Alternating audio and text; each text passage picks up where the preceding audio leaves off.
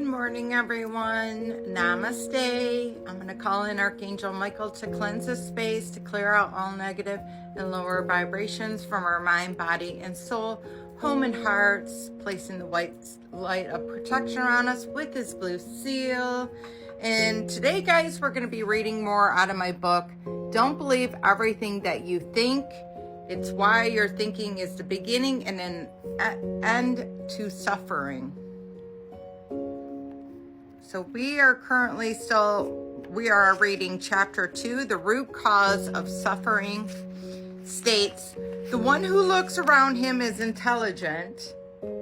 It says, one who looks within is wise. And that's Metashana Dillaway. I don't know if I said that right. We live in a world of thought, not reality. Sydney Banks once said, thought is not reality, yet it is through thought that our reality is created. Absolutely. Each of us lives through our own perception of the world, which are vastly different from the person right next to us. An example of this is you could be sitting at a coffee shop having a quarter-life existential crisis, completely stressed out of your mind about how you have no idea what you're doing with your life when it seems like everyone has theirs together, while the person next to you is happily enjoying their freshly brewed drink while peacefully people are watching you. You are both in the same coffee shop, smelling the same aroma, surrounded by the same strangers, but how many worlds look to both of you couldn't be more different.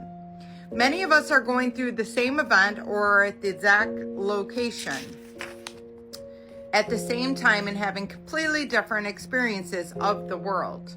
Here are examples of how we can live in the world, thought, and not reality. If you walk up to 100 different people and ask each of them what money means to them, how many different answers do you think you'll get? Close to 100 different answers. Money is technically the same thing, but it means something different to each person. Money could mean time, freedom, opportunity, security, peace of mind, or it could be evil, greed, and the reason why people commit crimes. For now, I'm going to get into which is right and wrong. Hint, there is no right or wrong answer, but that's for the different chapter.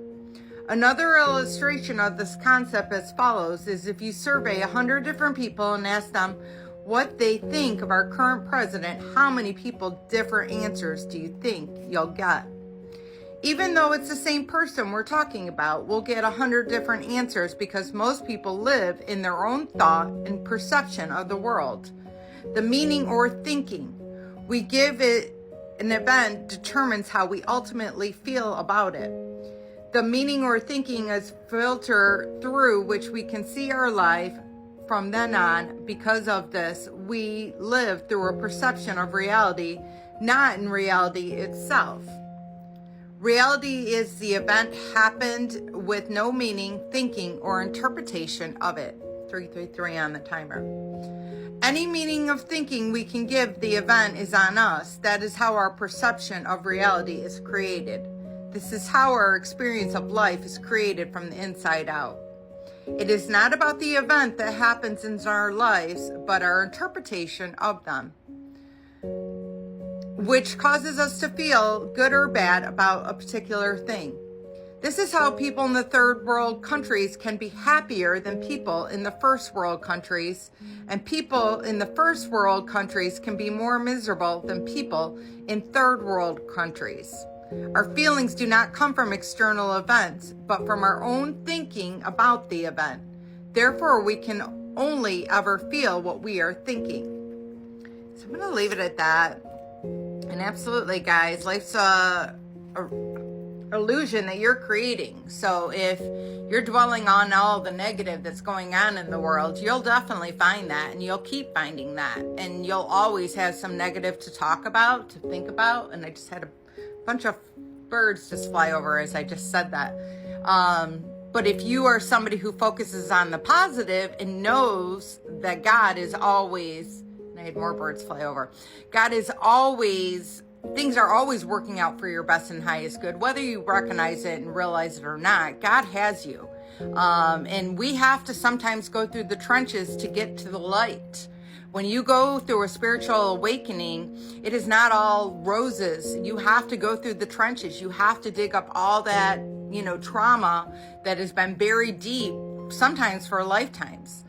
So, you have to go through those trenches to get to the light. And then on the other side is the rainbow that's miraculous and beautiful.